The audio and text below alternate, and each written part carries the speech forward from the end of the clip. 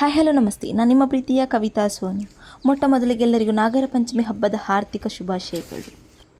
ಎಲ್ಲರ ಥರ ನಾನು ಇವತ್ತು ನಾಗರ ಪಂಚಮಿಯ ದಿವಸದಂದು ನಾನು ಟೆಂಪಲಿಗೆ ಹೋಗಿದ್ದೆ. ನಮ್ಮ ಮನೆಯ ಪಕ್ಕದಲ್ಲೊಂದು ನಾಗದೇವರ ಬನ ಇದೆ. ಸೊ ನಾನು ಅಲ್ಲಿಗೆ ಹೋಗಿದ್ದೆ. ನಿಮಗೂ ತೋರಿಸುವಂತ ಈ ವಿಡಿಯೋ ಮಾಡ್ತಿದ್ದೀನಿ. ನೋಡ್ತಿರ್ಬೋದು, ಇದು ನಾಗದೇವರ ಬನ.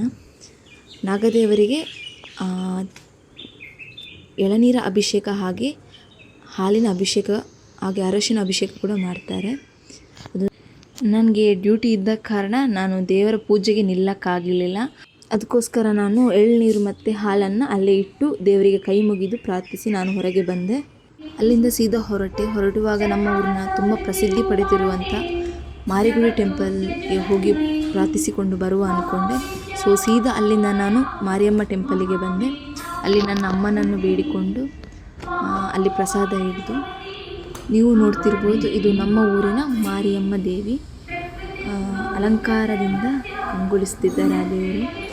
ಸೊ ನಾನು ಅವರ ಹತ್ತಿರ ಹೋಗಿ ಬೇಡಿಕೊಂಡು ಅಲ್ಲಿಂದ ಸೀದಾ ಹೊರಟು ಅಶ್ವತ್ಥ ಕಟ್ಟೆ ಹತ್ತಿರ ಬಂದೆ. ಅಲ್ಲಿ ನಾಗದೇವರಿಗೆ ಅಭಿಷೇಕ ಆಗ್ತಿತ್ತು. ಸೊ ಆ ದೇವರಿಗೆ ಬೇಡಿಕೊಂಡು ಅದರ ಪ್ರಸಾದವನ್ನು ತಗೊಳ್ಳುವಂತೆ ನಾಗದೇವರ ಹತ್ತಿರ ಬಂದೆ. ನಾನು ಬರುತ್ತಿರುವಾಗಲೇ ಪೂಜೆ ಕೂಡ ನಡೀತಿತ್ತು. ಸೊ ಪೂಜೆ ನೋಡುವಂತ ಅಲ್ಲಿ ಸ್ವಲ್ಪ ಹೊತ್ತು ನಿಂತು ಪ್ರಾರ್ಥಿಸಿದೆ. ನೀವು ಕೂಡ ಭಕ್ತಿಯಿಂದ ಪ್ರಾರ್ಥಿಸಿ.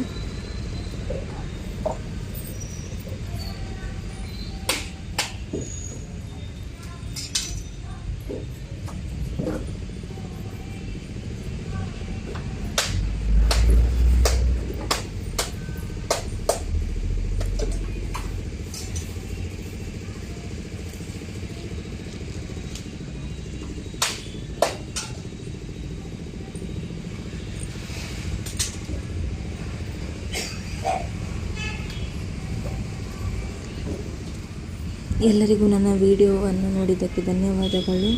ಹೀಗೇ ನನ್ನ ವಿಡಿಯೋ ಬರ್ತಾ ಇರುತ್ತೆ. ಸೊ ನನ್ನ ಚಾನಲ್ಗೆ ಸಬ್ಸ್ಕ್ರೈಬ್ ಮಾಡಿ, ಶೇರ್ ಮಾಡಿ, ಲೈಕ್ ಮಾಡಿ. ನಿಮ್ಮ ಸಪೋರ್ಟ್ ಯಾವತ್ತೂ ನನಗೆ ಹೀಗೆ ಇರಿ. Thank you.